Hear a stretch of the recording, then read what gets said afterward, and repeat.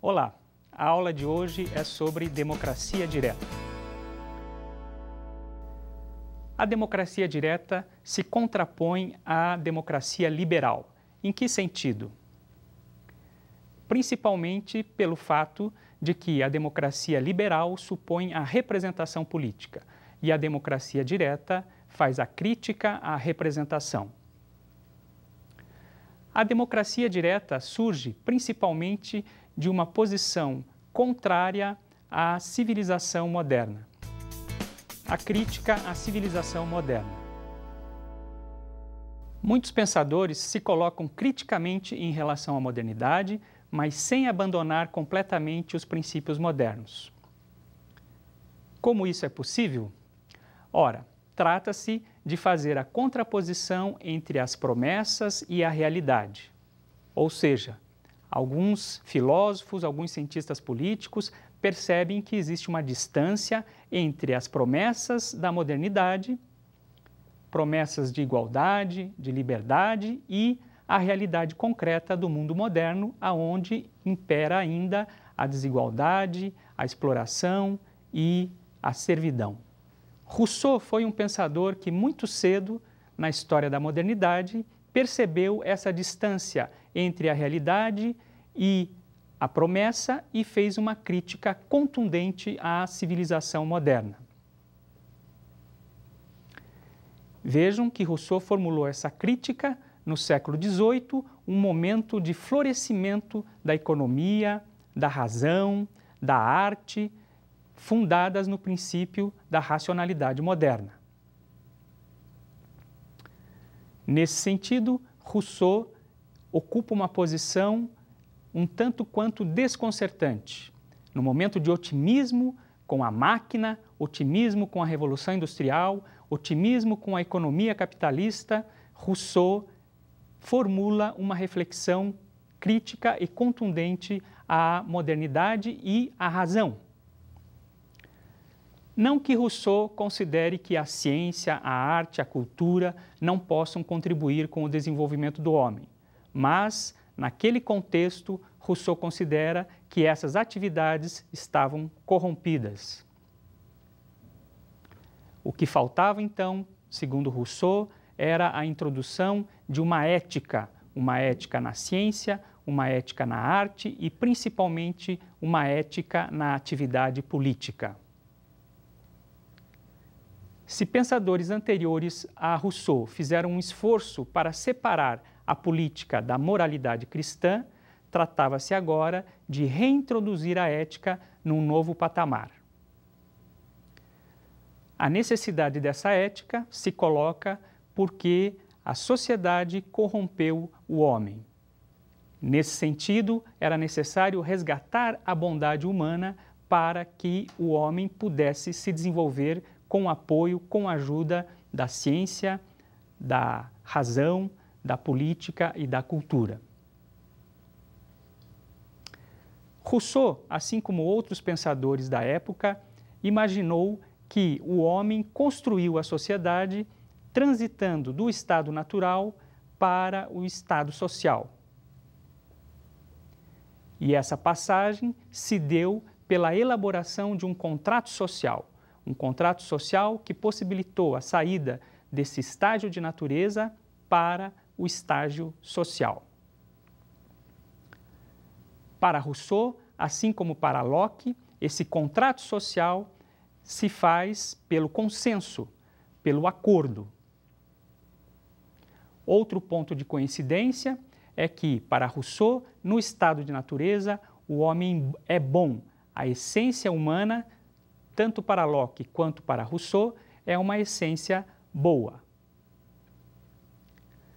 Mas a diferença desconcertante de Rousseau em relação a outros pensadores da sua época é que, para ele, no momento da passagem do estado de natureza para o estado social, houve não uma libertação do homem, mas a sua corrupção. Ou seja, o homem vivia numa situação de relativa paz, de relativa liberdade no estado de natureza e, ao elaborar o contrato social, ele se viu aprisionado, ele se viu na servidão. A civilização, por incrível que possa parecer, para Rousseau, corresponde a um momento de aprisionamento do homem. Por que isso acontece? Porque, para Rousseau, o advento do contrato, o advento do pacto social, ao invés de proporcionar uma evolução para o homem, levou-o a uma involução. Rousseau entende a propriedade como a fonte do mal. Significa que o contrato social estabelecido nesse primeiro momento é um falso contrato social, é um contrato fundado no princípio da propriedade. Aliás, Rousseau ataca dois ícones do pensamento liberal que era muito forte nesse período. Por um lado, ele faz a crítica à propriedade e, de outro, ele faz a crítica ao indivíduo, especialmente ao individualismo. Significa que, para Rousseau, a propriedade não faz parte do mundo da natureza. Enquanto os homens viviam no estágio de natureza, não tinha o menor sentido a preocupação com a apropriação dos bens. As relações eram harmônicas, tudo pertencia a todo mundo, sequer havia sido formulada a noção de apropriação, a noção de posse, a noção de pertencimento. É já num estágio de desequilíbrio da natureza, das relações naturais, um estágio de medo, um estágio de insegurança, que os homens começam a se apropriar dos bens. E o primeiro contrato social, esse contrato que leva a uma civilização que não emancipa o homem, esse contrato que é criticado por Rousseau, é um falso contrato justamente porque serve à proteção da propriedade, serve para demarcar a diferença de uns em relação a outros. Esse contrato fundado na propriedade e que reproduz a desigualdade social é o que Rousseau não aceita. Essa posição desconcertante de Rousseau, um olhar crítico em relação à civilização, se justifica para ele porque, enquanto o homem vivia a sua bondade, a sua essência bondosa, não tinha o menor sentido a apropriação de bens e a desigualdade entre os homens a partir da propriedade. A propriedade, para Rousseau, não é um direito natural, muito ao contrário. É célebre a passagem de Rousseau onde ele afirma que todo mal, toda desigualdade, toda corrupção, toda opressão começou quando um primeiro sujeito cercou um pedaço de terras e não encontrou nenhuma resistência, não encontrou ninguém que dissesse que aquela atitude era uma atitude absurda. Ao cercar um pedaço de terras e afirmar que aquilo era seu e não encontrar resistências, ali começa o mal da civilização. Então, essa passagem do estado de natureza para o estado social foi negativa para o homem. Negativa porque ele perde a sua essência bondosa e se vê envolvido por uma situação que reproduz a desigualdade, a exploração e a servidão. Esse contrato social é para Rousseau um falso contrato social. E por que ele é falso? Porque as leis que ele vai sancionar são leis que vão justamente favorecer os proprietários em relação aos não proprietários. Rousseau diz: nessa situação é necessário um Estado policial, um Estado forte, um Estado com poder absoluto, porque esse Estado precisa manter essa relação inaceitável, precisa convencer de que alguns são melhores do que outros, precisa proteger os mais poderosos, os mais afortunados, os proprietários contra os não proprietários. Rousseau critica então aqueles que consideram que o Estado forte, o Estado policial é necessário porque o homem é mau por natureza. Para Rousseau, esses leitores da natureza humana se equivocam, porque ao olharem para o homem mau, não percebem que já estão olhando para o homem civilizado, estão olhando para o homem que já saiu do estágio natural. Rousseau utiliza-se do exemplo dos índios das Américas, relatados a ele por escritos etnográficos, onde ele percebe que o índio é bom por natureza. Ele usa a expressão o bom selvagem. Ou seja, a forma como os índios viviam demonstraria que num estado natural o homem é bom e não mau. Rousseau promove duas inversões importantes em relação ao pensamento liberal, em relação a contratualistas anteriores a ele. Rousseau coloca o coletivo como mais importante que o individual e coloca a igualdade acima da diferença, acima da propriedade, acima da diversidade entre quem é proprietário e quem não é proprietário.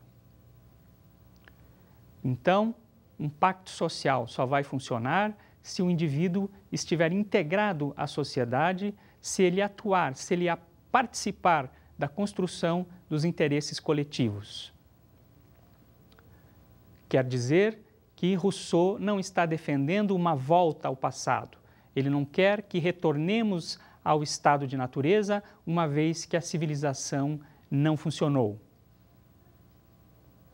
O que ele defende, sim, é uma construção de uma nova civilização, ou seja, a reelaboração do contrato social agora sobre novas bases, sob um novo patamar. Esse contrato social terá que se basear não na propriedade, não na individualidade e não na diferença, mas na igualdade. O Pacto da Igualdade. Esse novo contrato, fundado no princípio da igualdade, permitiria que o indivíduo resgatasse a sua essência, a sua boa índole, a sua condição de um ser bondoso. Rousseau vê a sociedade acima do Estado e do indivíduo.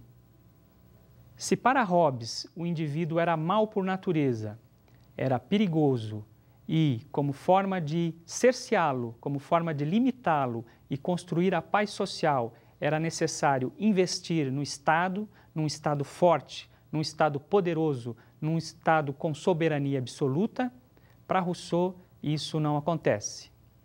Rousseau se diferencia também de Locke. Se para Locke o perigo estava no Estado e era preciso proteger o indivíduo, que era bom, desse Estado autoritário, desse Estado que poderia cerceá-lo, Rousseau não vê as coisas dessa maneira.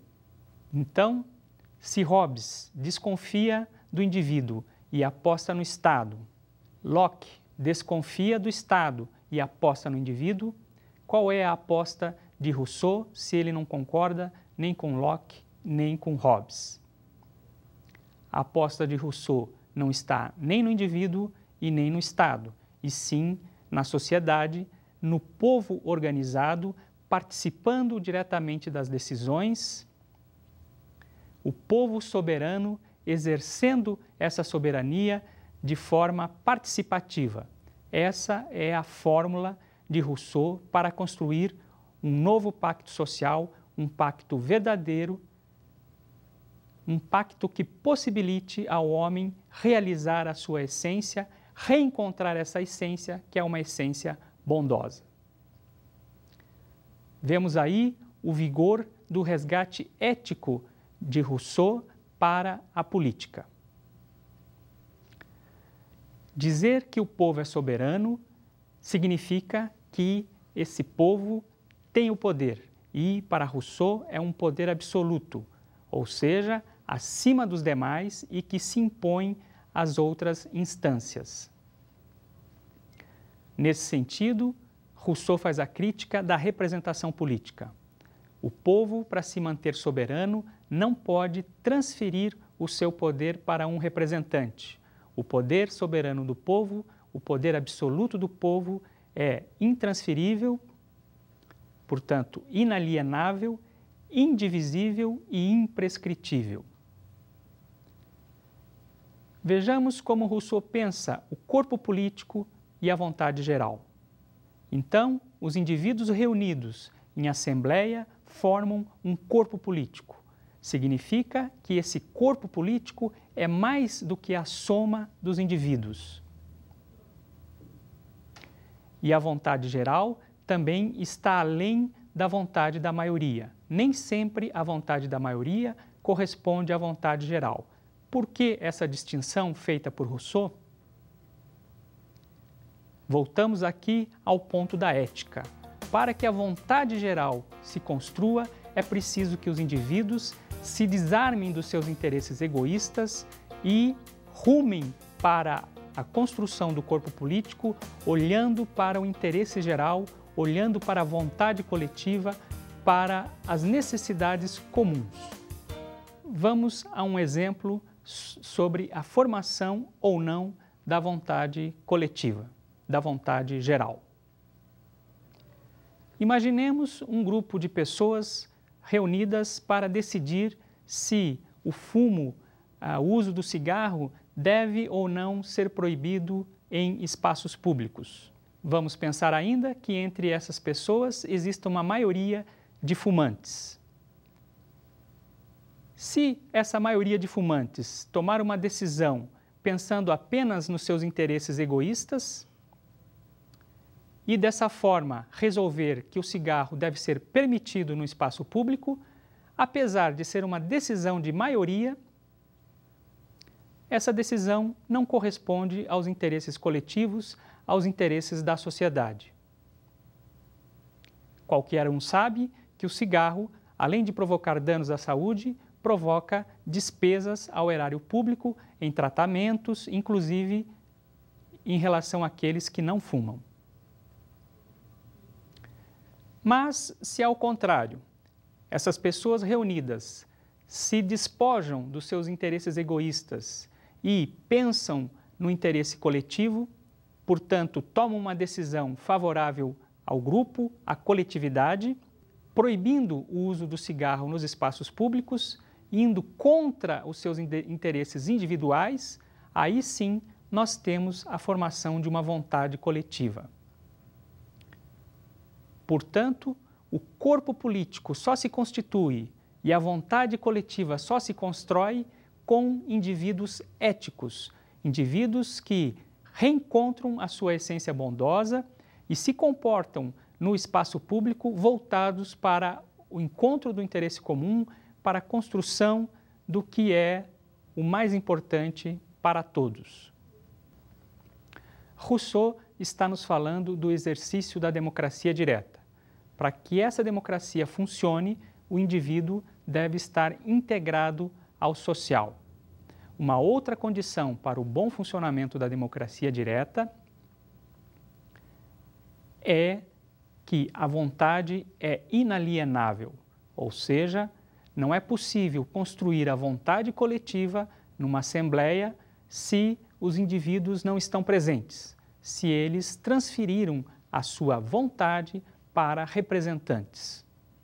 Então, o exercício democrático, o funcionamento do corpo político, a construção da vontade coletiva supõe, exige uma participação direta dos cidadãos no espaço público.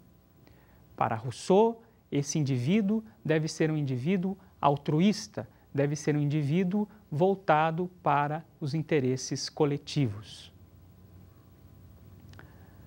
A única forma de representação política aceita por Rousseau é aquela representação que os cidadãos podem conferir aos governantes, aos executores das leis.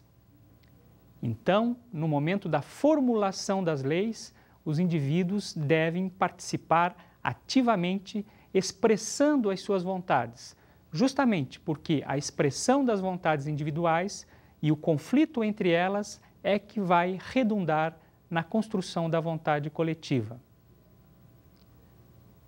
O momento de execução das leis, aí sim, pode ser feito por representantes do povo.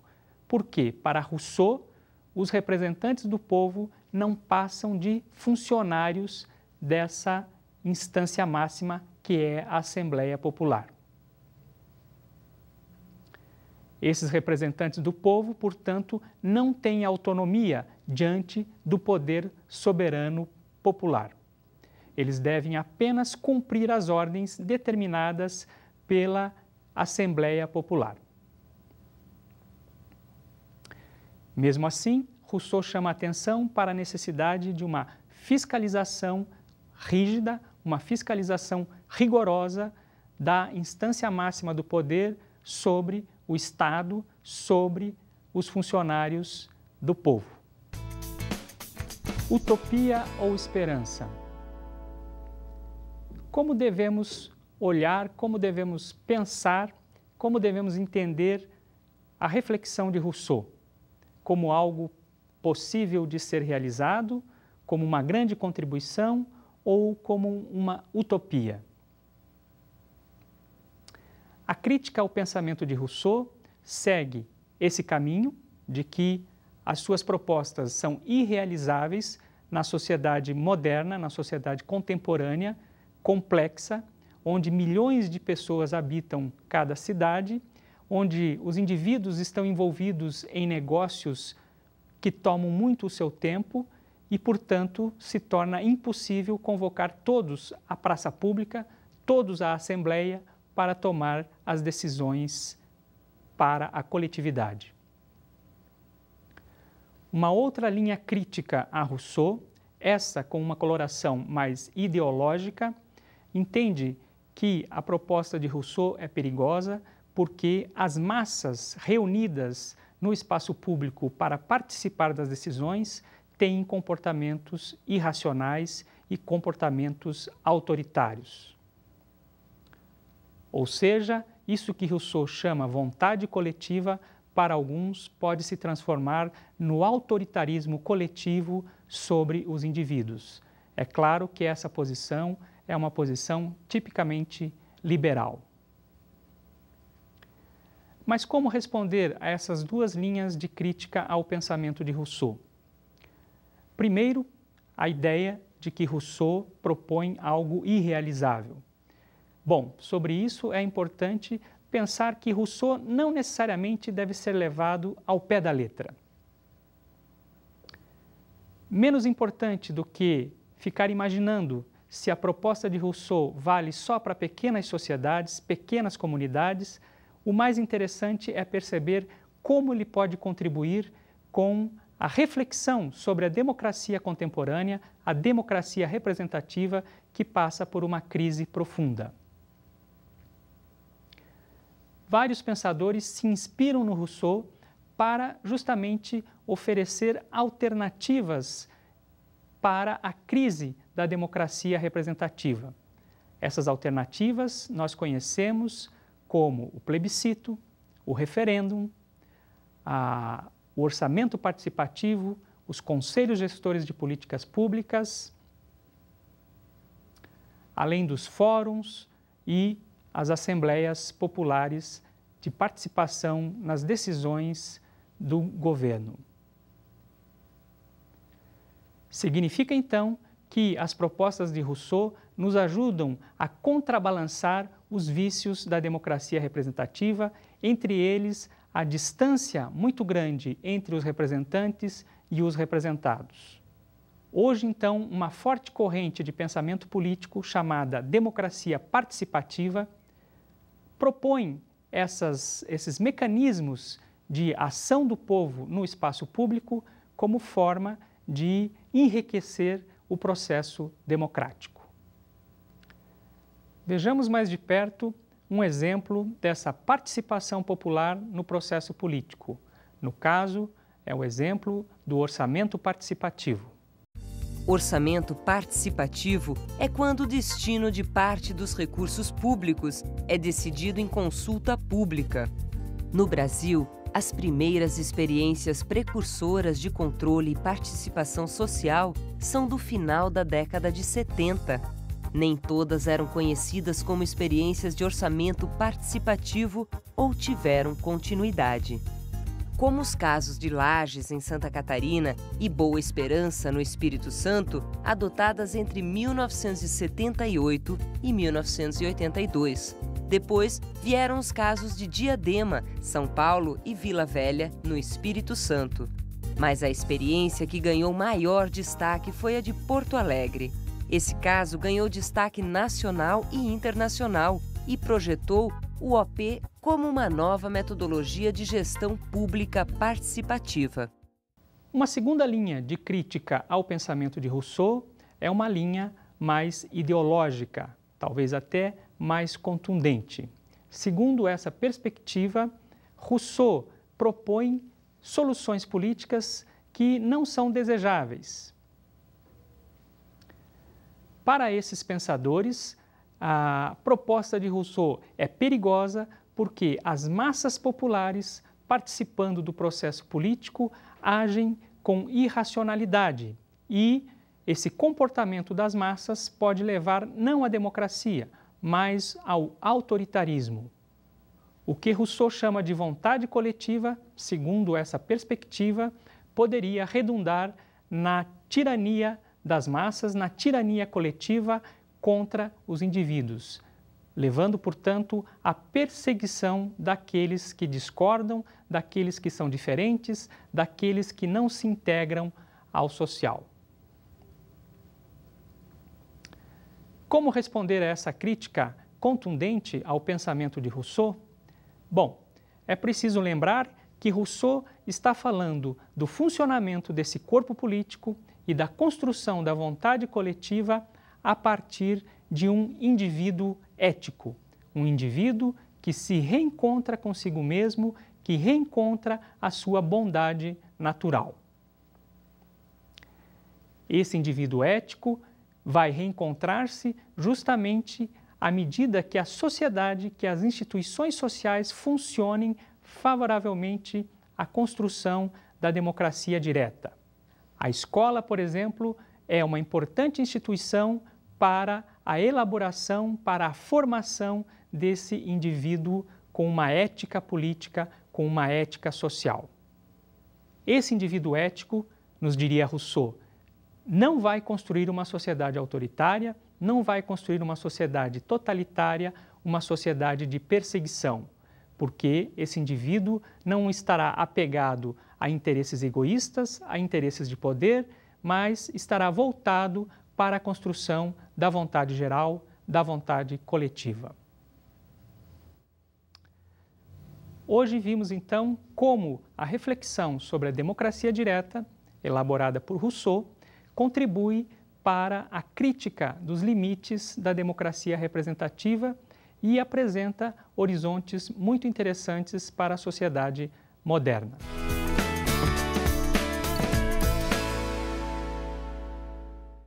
Como dica de estudo, deixo para vocês um texto do próprio Rousseau, que se encontra no livro Rousseau II, coleção Os Pensadores, da editora Nova Cultural. O texto se intitula Discurso sobre a origem e os fundamentos da desigualdade entre os homens. Bons estudos!